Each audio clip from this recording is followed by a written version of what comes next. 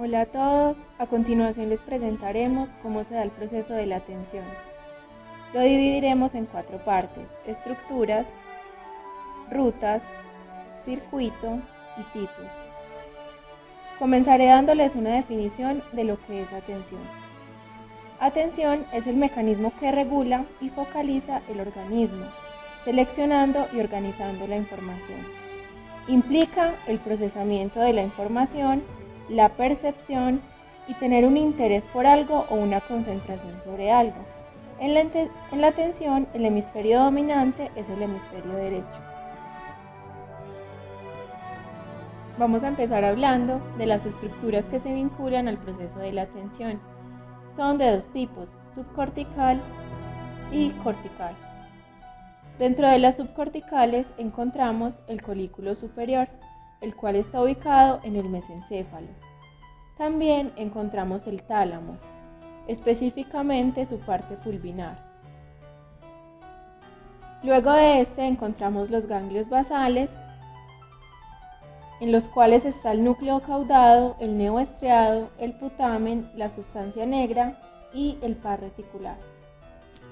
En cuanto a las estructuras corticales, encontraremos la corteza occipital, específicamente las áreas 17, 18 y 19. Luego la corteza temporal, en la cual se activa el área 22, el surco temporal superior, el córtex temporal medio y el córtex temporal inferior. Luego de esta encontramos la corteza parietal superior, contando con el surco intraparietal, el área intraparietal, el área 39 y el área 7.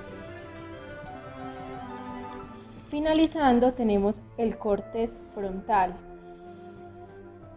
en el cual están los campos oculares frontales, área 6 y 8 medial, córtex prefrontal dorsolateral y órbito frontal lateral, el frontal medial, el cual se divide en anterior con las áreas 33 y 24 y posterior con las áreas 23, 16, 29, 30 y 31.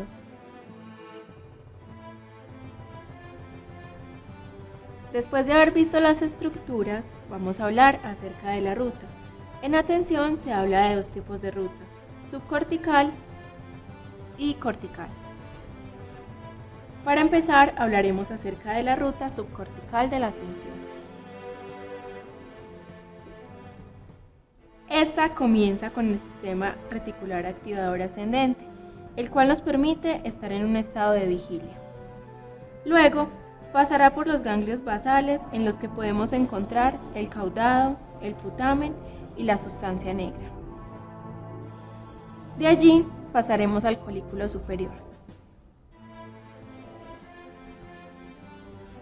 Finalizaremos esta ruta con su llegada al tálamo, específicamente el pulvinar. Para la ruta cortical se da otra división. Se divide en inferior y superior. Empezaremos con la ruta inferior de lo cortical. Esta inicia en los lóbulos occipito temporal, luego pasa por el parietal, el cual se encarga de la activación de las cortezas cerebrales. De allí se va a lo frontal, que activa lo motor, finalizando en la corteza prefrontal dorsolateral, la cual se encarga de la tarea atencional.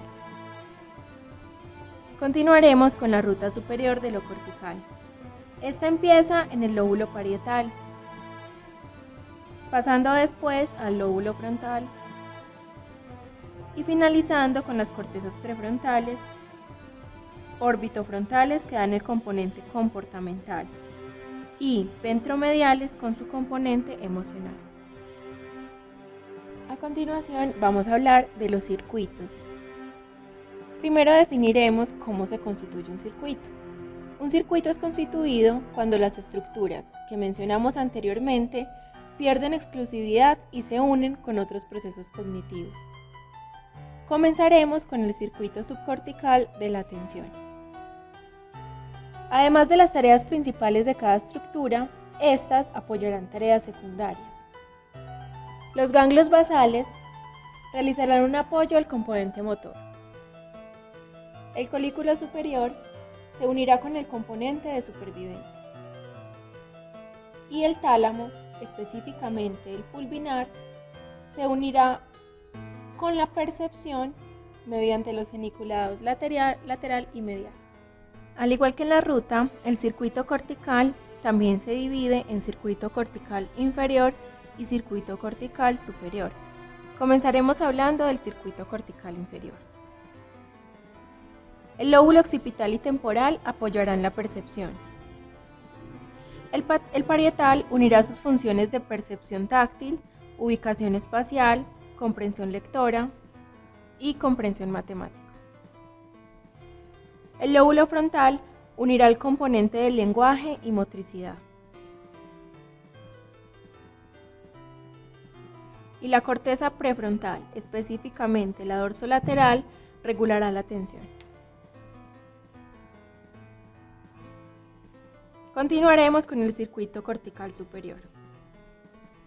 El parietal, al igual que en el inferior, unirá sus funciones de percepción táctil, ubicación espacial, comprensión lectora y matemática. El lóbulo frontal, al igual que en el cortical inferior, se unirá al componente del lenguaje y motricidad. Y la corteza prefrontal, específicamente la órbito y la ventromedial, unirán sus componentes emocional y comportamental. Bueno, ahora vamos a hablar de los tipos de atención. Según el modelo clínico de Solberg y Meter, hay 6 tipos de atención. La primera es el arousal.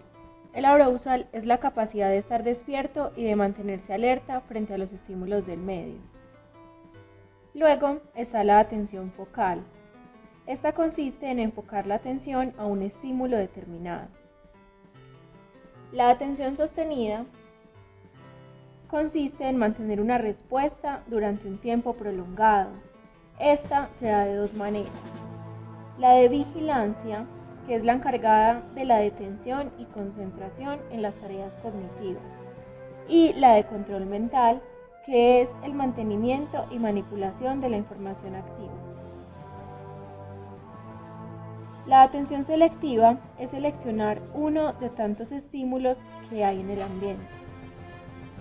La atención alternante nos permite cambiar el foco de atención en tareas que implican reconocimiento cognitivo diferente. Y la atención dividida es la capacidad de atender 2 o más tareas al mismo tiempo. Los tipos de atenciones alternantes y divididas son las encargadas de la multitarea. Les vamos a mostrar unas imágenes donde nos ilustran cómo se da el circuito cortical y el circuito subcortical.